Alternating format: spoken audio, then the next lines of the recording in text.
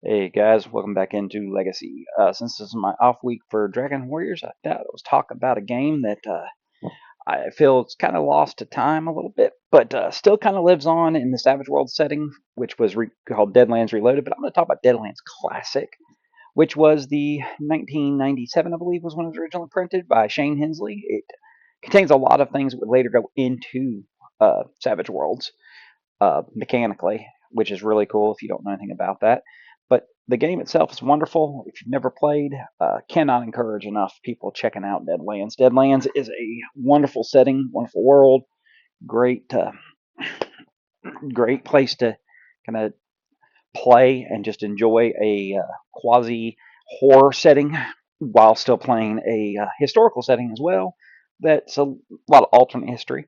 But like always, I'm going to go through a little bit and talk a little bit about the game setting, some of the game rules, talk a little bit about character creation, and I'm going to try to avoid, like I do with most of the games I do, I'm going to try to avoid hitting the weeds too hard because if this is not designed to teach you how to play, this is designed to get you interested in checking it out, honestly.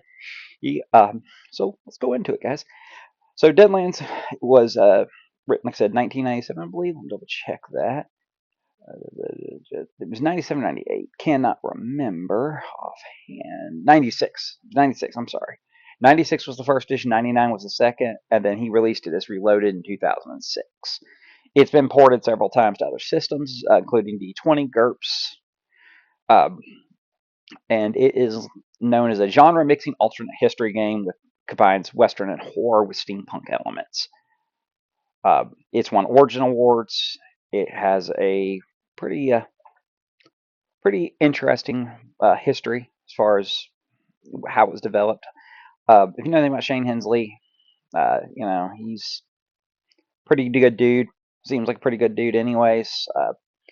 Been designing for a long time. Finally put this game out of his own, kind of out of his own pocket, out of his own head. Started Pinnacle Entertainment Group, which still exists today, which is who is publishing Savage Worlds, if you're not aware. So um, I don't know where he currently sits. I think he's currently still the head of Pinnacle. But as far as Deadlands goes, the setting is super awesome, super neat. It takes place in the last quarter of the 19th century. The standard start time for the game depends on which edition you're playing, but between 1876 and 1879 is a general good starting era. Uh, Reloaded up the starting canonical starting point to 1879, while first edition was 1876, and 1877 was the second edition's canonical starting points. Um, the game takes place in the United States that's still ravaged by the Civil War. They are still divided into three different types of states. You have the United States, you have the Union, you have the Confederate States of America, and you have what are called disputed territories. The war basically has ground to a halt. It has become almost a Cold War. There is still some fighting, but for the most part, it's become almost a Cold War. And it really focuses on the West. There are splat books to run games set in the East. Um, I don't find games in the East as fun, but if you are curious about what the East is like during this time, certainly pick those books up. It's called Back East, the North, Back East, the South. But either way, the setting is called the Weird West, is what they call it, what Shane Hensley decided to call it. It's a juxtaposition of the Western setting with horrific and fantastical elements. So it's a real world history up to July 3rd, 1863, which anyone who knows history knows what happened. July 3rd, 1863 was the Battle of Gettysburg, or part of the Battle of Gettysburg, anyways. Um, there are a group of American Indians, American natives, whatever you want to call them. I don't need people jumping my bones. Uh, but Native Americans, uh, led by a Sioux shaman known as Raven, that decided they were going to drive all the Europeans out of America and retake their land. And he created a ritual uh, to summon these beings called the Reckoners. The Reckoners break the world. Uh, it creates what's called the Reckoning. The Reckoners feed on negative emotions, fear, and specific. Um, and if they get enough fear in a location, they're able to actually alter the environment. They can make the sun be less bright, trees become stunted, and evil-looking rock formations take on appearance of corpses or monsters. The more fear, the greater the environmental changes, which is actually a mechanical thing in this game as well, because locations can actually have fear ratings, which is cool. That's a really cool way to handle that. The goal is to turn Earth into a hell on Earth, uh, but they cannot enter the realm of Earth physically until there's enough fear. And so what they've done is they've begun, as Reckoners have come around, have begun creating powerful zombies, madmen, crazy people, cults, monsters to drive fear up. As they drive fear up, people go a little bit more scared. The more scared they get, the more they feed. The more they feed, the higher that goes, the easier it's going to be to become into the world. Their first big hurrah was on July 4th, 1863, at the end of the Battle of Gettysburg. Dead soldiers stand up, start killing people. And that is the first instance of the Reckoners influencing Earth and inside the United States. Uh, and the Civil War, as I mentioned, was still dragging on. The Reckoners drive that. The war creates division, which makes it harder for people to overcome the fear, um, which is common sense. Um, and then you have the federal agencies such as Texas Rangers, lawmen.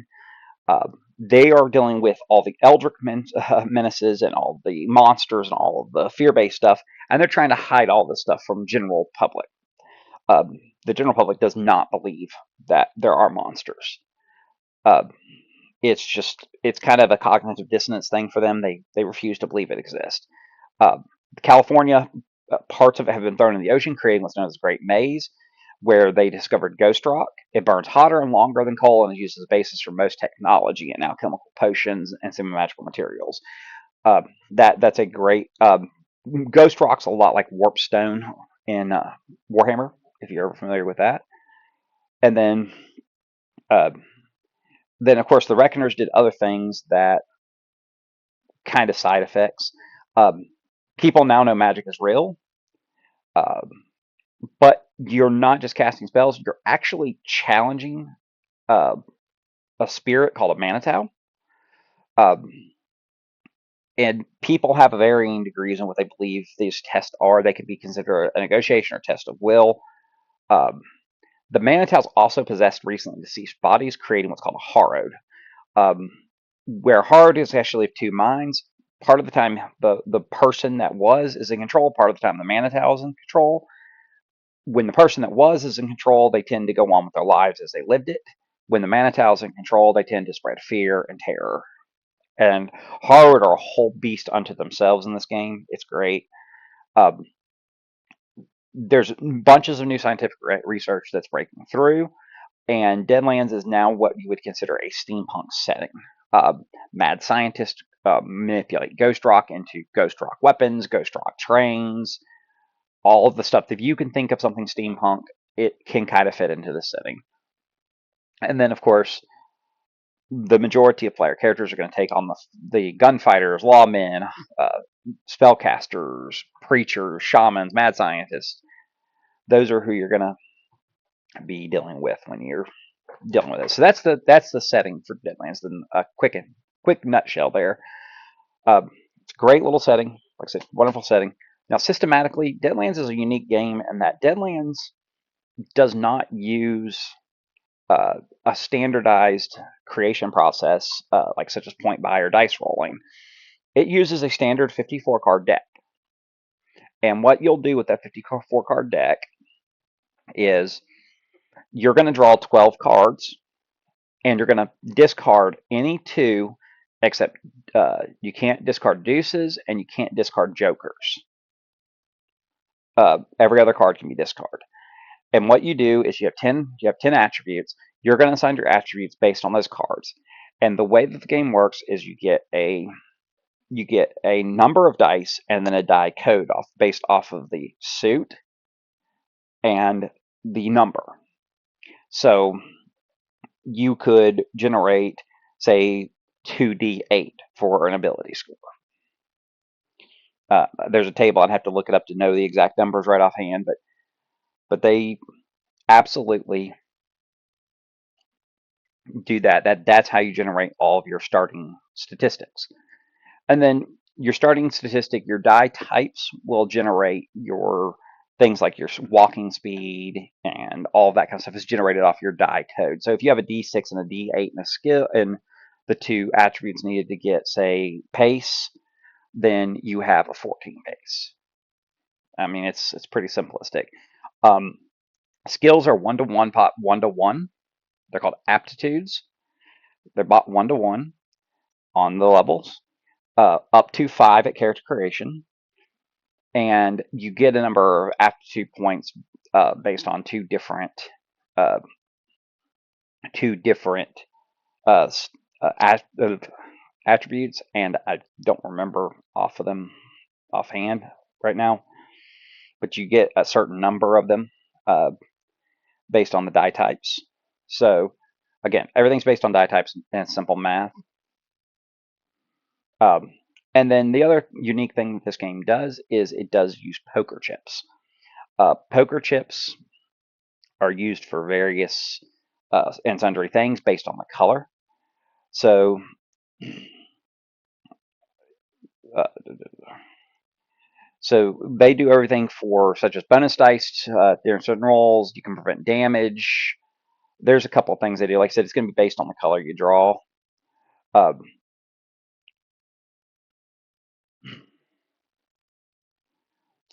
and fate chips are drawn, out of a common bag. And yes, marshals, which is the GM's called the marshal, he does get to draw for certain monsters as well, and certain NPCs will draw fate chips as well.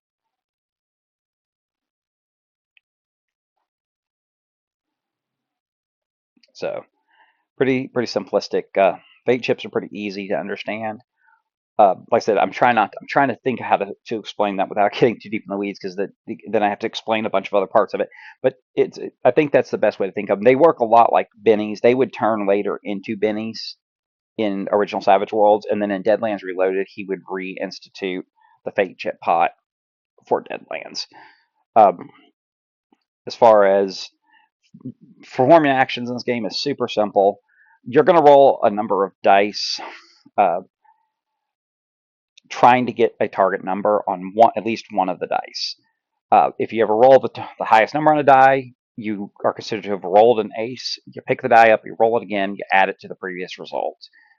And you keep going until you stop rolling the maximum. And for each 5 points over target number you have a raise, which makes your action more effective. And when attacking, it gives you more control over where the victim's body the blow of the bullet strikes when attempting to quickly reload gun. Each raise allows another round of ammunition to be reloaded in a sudden action or single action. Um, Again, that's getting into the weeds a little bit of the rolls, but just know, you know, rolling dice, you want higher, better. The average difficulty is 5. Uh, that's considered an average difficulty in this game.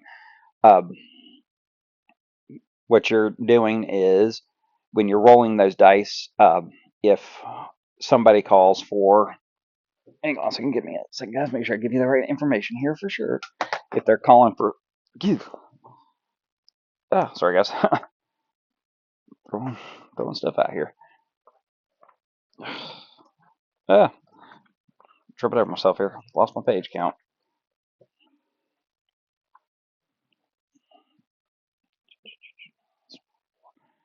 It's all combat nonsense.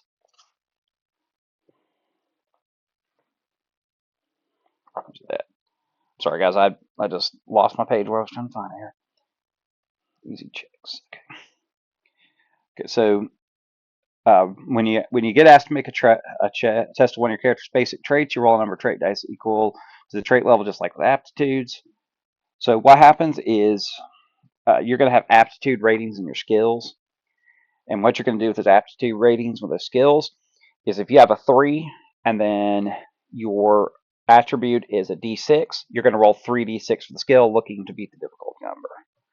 Okay, I was trying to think of the right way to describe that, because it sounds complicated. It's really not. Again, very simple math. It follows the very standard system. It's a dipole system. So, like I said, if you're wanting to shoot somebody and you have a deftness of D6 and you have 3 in shooting, you're shooting at 3d6 versus their dodge typically, trying to hit them. Again, guys, nothing too complicated about this game. I really don't find too much complicated about it. Of course, there's spell casting that happens in this game. Uh, the big one is going to be hucksters. Hucksters have figured out that in between the pages of Hoyle's Hoyle's book of games. Bleh, I hate that stupid book name. Uh, that there are rules for arcane spell casting, and what they do in order to cast their spells, which are called hexes, they will draw a poker hand, trying to form the best hand, typically of 5 cards, sometimes more. Uh, but the strength of the hand determines if it was successfully cast, but can also affect how strong it is. Uh, what they're literally doing is drawing a mystical hand of cards and arguing against a mana tile to get power is what they're doing. um, so, and each hex in the book comes with a hand that's required at minimum to cast it. So you may have a hex that requires you to have a pair in your hand to cast, or you may have a really complex hex that could require a full house, um, and everything in between. So, of course, priest they can actually invoke miracles. Um, any priest, imam, shaman type, well, not shaman, shamans are different. Imam, anybody who's a spiritualist, rabbi. Um, you're gonna again, it's going to depend on, uh, it's going to depend on how much faith you have uh, to see if it'll actually come off. And they can be all kinds of crazy things. They can be attacks, they can be defenses, they can be healing, they can be all kinds of crazy things. And then you got shamans. They deal with spirits, uh, and then they have to make a test at the end of it. So it comes in 3 stages.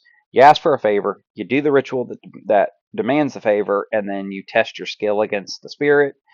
If you succeed, you earn your appeasement points according to how well you succeed. If you use enough points to favor, it's granted. If not, his work was in vain. So basically, what's going to happen is you're trying to earn points, enough points to throw out shaman abilities. Uh, and a lot of that is summoning spirits and things like that. They can do some pretty cool stuff themselves, but magic is a little wonky. Like I said, with that, without trying to get into the weeds of it too much, it's a little wonkier than the other types of magic. Um, they're all 3 really good. They all 3 have their own uses. The last thing to really talk about with this, as far as gaming goes, is the idea of the action deck. Again, instead of using a uh, die roll to see who's going where in initiative, it uses a deck of cards. The deck of cards will be used to initiate based on a roll. You're going to roll one. You roll, I believe it's. I want to say it's. Oh, man, it's lost in my head. Um,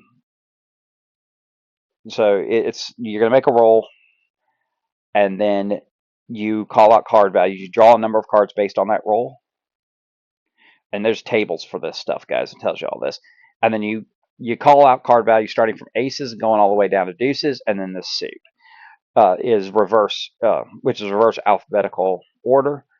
Indicates who goes first. A joker is a special because you leave the jokers in the deck. They do special things, but basically, if you draw a 3 of spades and somebody draws a 3 of clubs, 3 of spades goes first. I mean, pretty simple. Uh, Numerically, it makes sense if you know the math. Ace high, deuce low. That's the simplicity of it. And then, of course, there's experience given at the end of sessions. Uh, you can turn in any unused fate chips. You can turn uh, in for uh, for in-game bonuses or for experience as well. They're called bounty points. They're like experience points on the systems used to produce traits and attributes. You can get additional bounty points at the end of a session for completing the mission objectives and any exceptional role play. Um, so, and then one of the other parts of this game, of course, is the hindrances, edges. Again, if you play if you played Savage Worlds, you're familiar with Hindrances and Edges. They come from this game realistically. They come from a lot of games. In particular, he ported them over from this game into Savage Worlds. But if you get into this game, if you role play out your disadvantages during play, you typically get a draw from a fate pot, which gives you more fate chips. The more fate chips you have at the end of the game, the more experience you can turn in for. There you go. And that, guys, that's kind of the basics of Deadlands. Like I said, I apologize that I tripped over myself a little bit because I'm trying to do this without being so deep in the weeds that it makes it confusing. Um, and guys, I apologize if these videos seem kind of tripped up right now and a little weird. I am still trying to find my footing on getting this channel re-going. I really am, I promise. Um, all that being said, guys, seriously check out Deadlands. They just dropped a new 20th edition core book, which was on Kickstarter. Um, I have it in PDF, I have it in physical copy, and I have an audiobook. Actually, stupidly enough. Um, and then there's, you can still buy most of the classic books on, if not all of them, on DriveThruRPG through PEG and through their DriveThruRPG page. But Pinnacle Entertainment does still carry a lot of the Deadlands Classic materials. So, guys, if you're looking for Deadlands, you can find it. I'll link to the Deadlands stuff on DriveThru because that's where you'll pick up the 20th edition PDF as well. I'll link there and let you look at it. I apologize because I did not organize this page, so I cannot help you with this. You're going to have to kind of peruse the page and figure out which ones are classic and which ones aren't. You can look up a list of the Deadlands Classic books. Generally speaking, Deadlands Reloaded is listed as Deadlands Reloaded. Not always, but most of the time. But anyways, guys, as always, we do hope you guys keep having fun, and we do hope to see you guys around the game table.